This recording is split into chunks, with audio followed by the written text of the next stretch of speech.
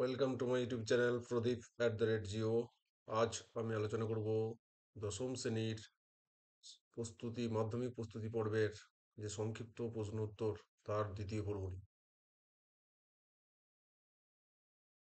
ক বিভাগে 1 নম্বরের কোশ্চেনগুলি হচ্ছে এমসিকিউ টাইপের, অর্থাৎ 4টে বিকল্প দেওয়া থেকে যে কোনো একটি নির্বাচন করতে হয়। আরোহণ প্রক্রিয়ায় সৃষ্ট একটি ভূমিরূপ হলো, এখানে উত্তর হবে বালিয়াড়ি। তার কারণ আরোহণ প্রক্রিয়া মানে হচ্ছে অ্যাগ্রিডেশন, যার মানে হচ্ছে সঞ্চয়জাত প্রক্রিয়া। এখানে যে ভূমিরূপগুলো, বাকি যে ভূমিগুলো রয়েছে গৃখাদ, রসমতানি, গৌড়, এগুলি সবই ক্ষয়জাত ভূমিরূপ। তাই বালিয়াড়ি যেহেতু সঞ্চয়জাত ভূমিরূপ, বায়ুর সঞ্চয়জাত ভূমিরূপ, তাই এটি আরোহণ প্রক্রিয়া তার ফলে উৎপন্ন ভূমিরূপ। 2 নম্বরে, নদীর গতিবেগ দ্বিগুণ হলে তার বহন ক্ষমতা বাড়ে 64 গুণ। তার কারণ নদীর গতিবেগ যদি দ্বিগুণ হয়, তার বহন ক্ষমতা ষষ্ঠ ঘাতে বেড়ে যায়, অর্থাৎ 2 to the 6, অর্থাৎ 6টা 2 গুণ করলে হয় 64 গুণ। সেই ষষ্ঠ ঘাতের যে সূত্র, সেটা বিজ্ঞানী উইলিয়াম হপকিন্স 1844 সালে আবিষ্কার করেন। ভ্যান অ্যালেন বিকিরণ বলয় অবস্থিত ম্যাগনেটোস্ফিয়ারে। বায়ুর আর্দ্রতা মাপক যন্ত্রের নাম হচ্ছে হাইগ্রোমিটার। যাই হোক, অন্য যে অপশনগুলো আছে সেগুলো দিয়ে কি মাপা হয় সেগুলো জেনে নেবো একটু। বায়ুর আর্দ্রতা মাপা হয় হাইগ্রোমিটার, বায়ুর চাপ মাপা হয় ব্যারোমিটার, আবার বিউফোর্ড স্কেল দিয়েও মাপা হয়, বায়ুর গতিবেগ মাপা হয় অ্যানেমোমিটার, এবং বৃষ্টিপাতের পরিমাণ মাপা হয় রেনগজ দিয়ে। প্রশান্ত মহাসাগরে প্রবাহিত একটি শীতল সমুদ্র স্রোত হলো, এখানে দুটো উত্তর দেওয়া আছে, বেরিং স্রোতও হবে আবার পেরু স্রোতও হবে।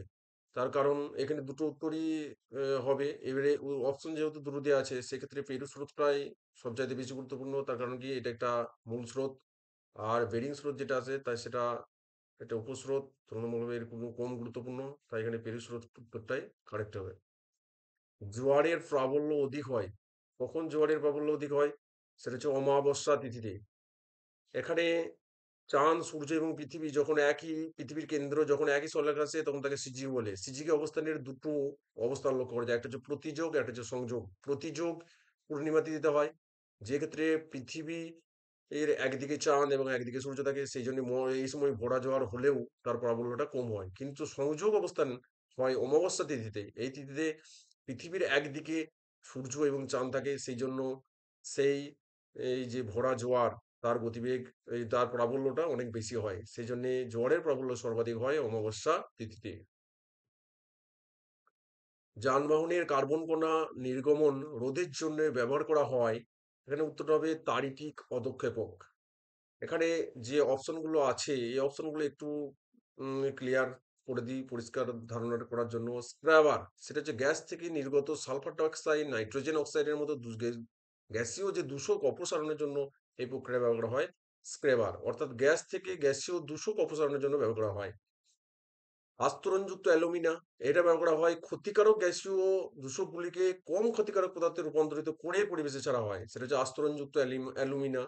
আর পরিস্রাবক ঘূর্ণায়মান, গ্যাস থেকে অপেক্ষাকৃত বড় আকারের কঠিন কণা ও ধূলিকণা অপসারণের জন্য ব্যবহার করা হয়।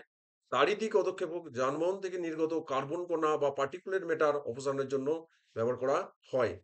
এখানে উত্তরটা অনেক সময় ভুল করে সবাই স্ক্র্যাবার করে দেয়, কিন্তু উত্তরটা হবে তাড়িতিক পদক্ষেপক। অর্থাৎ যানবাহন থেকে নির্গত কার্বন কণা, পার্টিকুলেট ম্যাটার অপসারণের জন্য ব্যবহার করা হয়, অর্থাৎ সূক্ষ্ম যে কণাগুলি, সেগুলিকে অপসারণের জন্য ব্যবহার করা হয়।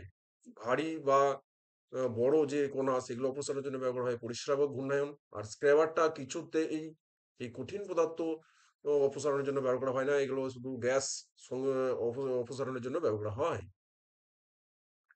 প্রদত্ত কোন রাজ্য ভেঙে তেলেঙ্গানা রাজ্যের সৃষ্টি হয়? সেটার উত্তর হচ্ছে অন্ধ্রপ্রদেশ। অন্ধ্রপ্রদেশ ভেঙে তেলেঙ্গানা তৈরি করা হয়। সিয়াচেন হিমবাহটি অবস্থিত কারাকোরাম পর্বতে। এবারে এখানে সিয়াচেন যে হিমবাহ, এটা হচ্ছে ভারতের দীর্ঘতম হিমবাহ, এটি কারাকোরাম পর্বতে অবস্থিত। গোদাবরী ও কৃষ্ণা বদ্বীপের মাঝে অবস্থিত হ্রদের নাম হচ্ছে কোলেরু হ্রদ। এখানে একটু ম্যাপটা দেখে নেবো আমরা। এটা ম্যাপ পয়েন্টিং এর সময় অনেক সময় আসে কৃষ্ণা, আর এদিকে এদিকে নিচে আছে কৃষ্ণা, উপরে আছে গোদাবরী, দুটোর মাঝখানে যে হ্রদটি, তার নাম হচ্ছে কোলেরু হ্রদ বা কলেরু হ্রদ। বাণিজ্যিকভাবে ফল উৎপাদনকে কি বলা হয়? পোমাম কালচার। এখানে যে কালচারগুলো আছে এই কালচারগুলো নিয়ে আমাদের অনেক সময় সমস্যা আসে। সেজন্য একটু পরিষ্কার করে দিই। পোমাম কালচার অর্থাৎ ফল উৎপাদন, ওলেরি কালচার এখানকে বলা হয় সবজি উৎপাদন, ফ্লোরিকালচার ফুল চাষ, হার্বিকালচার ভেষজ উদ্ভিদ চাষ। এখানে মনে রাখার একটু টিপস দিয়ে দিই। পোমাম কালচার এখানে কি আছে? আম, অর্থাৎ আম হচ্ছে একটা ফল, সেজন্য এই ফল উৎপাদনকে বলা হয় পোমাম কালচার। ওলেরি কালচার ওল, এটা একটা সবজি, সেজন্য এটার নাম হচ্ছে যত সবজি চাষ করা হয় দৈনন্দিন প্রয়োজনীয় সবজি সেটা হচ্ছে ওলেরি কালচার। ফ্লোরিকালচার ফ্লাওয়ার অর্থাৎ ফুল চাষ, হার্বিকালচার অর্থাৎ ভেষজ উদ্ভিদ, হার্বস থেকে কথাটা এসছে। আর এই যে যত কালচারগুলি আলোচনা করা হলো, এই কালচারগুলো এই সমস্ত চাষবাসগুলো সবই দৈনন্দিন বাজারের চাহিদার উপর ভিত্তি করে তৈরি করা হয়। এই জন্য এটাকে বলা হয় হর্টিকালচার বা উদ্যান কৃষি। পূর্ব ভারত থেকে পশ্চিম ভারতে স্থানান্তরিত হতে দেখা গেছে এমন একটি শিল্প হলো, সেটা হচ্ছে মোটর গাড়ি নির্মাণ শিল্প। আরব সাগরের রানী বলা হয় কোচিকে। মানচিত্রের স্কেল 2 সেন্টিমিটারে 1 কিলোমিটার হলে ওই মানচিত্রের আরএফ কত হবে? 1:50,000। এই 1:50,000 কিভাবে হলো এটা একটু এক্সপ্লেন করে দিই। এখানে আরএফ মানে হচ্ছে মানচিত্র দূরত্ব বাই ভূমি দূরত্ব। সেখানে মানচিত্র দূরত্ব হচ্ছে 2 সেন্টিমিটার আর ভূমি দূরত্ব হচ্ছে 1 কিলোমিটার। এখানে দুটো ভিন্ন একক আছে, একক দুটোকে সেম এককে নিয়ে যেতে হবে। তাহলে উপরে সেন্টিমিটার আছে ছোট একক, সেক্ষেত্রে 1 কিলোমিটার আছে, 1 কিলোমিটারকে সেন্টিমিটারে ট্রান্সফার করতে একের গায়ে 5টা শূন্য বসিয়ে সেটাকে সেন্টিমিটার ট্রান্সফার হয়। এরপর কি হয়? আরএফ এর ক্ষেত্রে যেহেতু আমার আহ, প্রথম যে রাশি অর্থাৎ লব যে অংশটি, এ সেটাকে কি হয়? ১ করতে হয়। সেজন্য ২ টাকে কেটে ১ যদি করা হয় সেটা এখানে ১,০০,০০০ কে ভেঙে ৫০,০০০ হয়। তাহলে 1:50,000। শুদ্ধ অশুদ্ধ নির্বাচন করো। জি.কে. গিলবার্ট গ্রেড শব্দটি প্রথম ব্যবহার করেন। এটা শুদ্ধ হবে। ওজোন গ্যাস ও সূর্যের অতিবেগুনি রশ্মিকে শোষণ করে। এটাও শুদ্ধ হবে। পৃথিবীর ওপর চাঁদের আকর্ষণ বল পৃথিবীর ওপর চাঁদের আকর্ষণ বল সূর্য অপেক্ষা বেশি। এটা শুদ্ধ হবে। যেহেতু চাঁদ কাছে আছে, সূর্য আকৃতিতে বড় হলেও অনেক দূরে থাকায় চাঁদ যেহেতু কাছে আছে তাই আয়তন ছোট হলেও চাঁদের আকর্ষণ বল সূর্য অপেক্ষা বেশি। অর্থাৎ মূলত চাঁদের আকর্ষণেই পৃথিবীতে জোয়ার হয়। কৃষ্ণ মৃত্তিকার অপর মৃত্তিকার নাম হচ্ছে রেগুর। এটা শুদ্ধ হবে। কারণ কৃষ্ণ মৃত্তিকার যে স্থানীয় নাম মানে অতিরিক্ত গাঢ় যে কৃষ্ণ মৃত্তিকা তার স্থানীয় নাম হচ্ছে রেগুর। জনঘনত্ব থেকে কোনো দেশের জনসংখ্যা সম্পর্কে ধারণা লাভ করা যায়, এটা অশুদ্ধ হবে।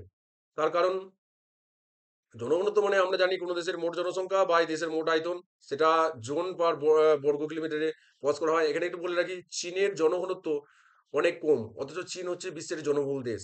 তার তার তার মানে কি হলো?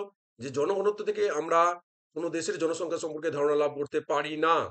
জনঘনত্ব থেকে কি ধারণা লাভ করা যায়? শুধুমাত্র সেই দেশের জমির উপরে জনসংখ্যার যে চাপ সেটা ধারণা করা যায়।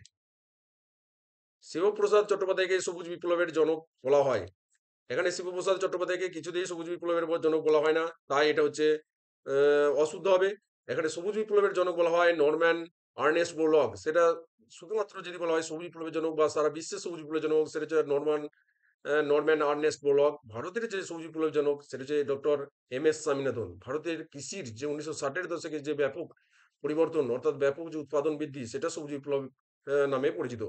তবে শিবপ্রসাদ চট্টোপাধ্যায়কে জনক বলা হয়। কিসের জনক বলা হয়? ভারতীয় ভূগোলের জনক বলা হয় শিবপ্রসাদ চট্টোপাধ্যায়কে। পিক্সেলের সংখ্যা বেশি হলেও উপগ্রহ চিত্র উন্নত মানের হয়। এটা উত্তরটা শুদ্ধ হবে। তার কারণ পিক্সেল হচ্ছে উপগ্রহ চিত্রের ক্ষুদ্রতম একক। যে উপগ্রহ চিত্রের পিক্সেল যত বেশি সেই উপগ্রহ চিত্রের গুণমান তত উন্নত। উপযুক্ত বসিয়ে শব্দ বসিয়ে শূন্যস্থান পূরণ করো। নদীতে নিক পয়েন্ট থাকলে জলপ্রপাত গড়ে ওঠে। তার কারণ নিক পয়েন্টে ধাপের পরিবর্তন হয়, মানে ওই ঢালের পরিবর্তন হয়, সেই জন্য জল উপর থেকে নিচে পড়ে, সেই জন্য এটার নাম হচ্ছে এখানে জলপ্রপাত সৃষ্টি হয়। বায়ুমণ্ডলে গ্যাসীয় পদার্থের মধ্যে কোন গ্যাস সর্বাধিক পরিমাণে রয়েছে? সেটা হচ্ছে নাইট্রোজেন গ্যাস, ৭৮.০৮৪%। এরপরেই আছে অক্সিজেন, ২০.৯৪৫%। ড্যাশ বায়ুপ্রবাহের পরে সাধারণত মহাদেশগুলির পশ্চিম দিকে মরুভূমি সৃষ্টি হয়েছে। সেটা হচ্ছে আয়ন বায়ুপ্রবাহের পথে মহাদেশগুলির পশ্চিমে মরুভূমির সৃষ্টি হয়েছে। চিনি শিল্পের বর্জ্য পদার্থকে বলা হয় আখের ছিবড়া বা বেগাসি। এটাকে অনেক সময় প্রেস মাড কেকও বলা হয়। তার কারণ আখের যে ছিবড়াগুলো সেগুলো আয়তনে অনেক বেশি হয়ে যায়, সেই জন্য সেগুলোকে এক জায়গায় প্রেস করে অনেকটা ব্লকের আকারে ভাগ করা হয়, সেটার নাম হচ্ছে ফেসমাড কেক বা বেগাসি। ভারত ও আফগানিস্তানের সীমারেখাকে বলা হয় ডুরান্ট লাইন। অ্যাকচুয়ালি ভারত এবং আফগানিস্তানের সীমানা বলতে ব্রিটিশ আমলে পাকিস্তান যেহেতু ভারতবর্ষের মধ্যে অন্তর্ভুক্ত ছিল, তাই পাকিস্তানের সঙ্গে আফগানিস্তানের যে সীমারেখা, সেটাই হচ্ছে ভারত আফগানিস্তানের সীমারেখা হিসেবে ধরা হয়। এটাকেই কি বলা হয়? Durand line. অরুণাচল প্রদেশে ব্রহ্মপুত্রের নাম ভিয়াং বা সিয়াং। এখানে ব্রহ্মপুত্র নদের বিভিন্ন জায়গায় নামগুলো একটু জেনে নেবো। তিব্বত হচ্ছে সাংপো, অরুণাচল প্রদেশ হচ্ছে দিহং, বাংলাদেশ হচ্ছে পদ্মা, ওই পদ্মা নদীর সাথে যেখানে মিশেছে যে পদ্মা নামে প্রবাহিত হয়েছে, আবার মেঘনার সাথে মিশেছে যেখানে, সেখানে মেঘনার সাথে প্রবাহিত হয়েছে, একে বলা হয় রেড রিভার। অসমে একে লোহিত নদী বলা হয়। আবার এই নদীকে স্কাই রিভার বা অফ ইন্ডিয়াও বলা হয়। পূর্ব পশ্চিম এবং উত্তর দক্ষিণ করিডোর মিলিত হয়েছে ড্যাশ এ। এখানে ঝাঁসি বলে একটি শহর আছে উত্তরপ্রদেশের, সেখানে কি হয়, এটি মিলিত হয়েছে উত্তর পূর্ব, পূর্ব পশ্চিম এবং উত্তর দক্ষিণ করিডোর।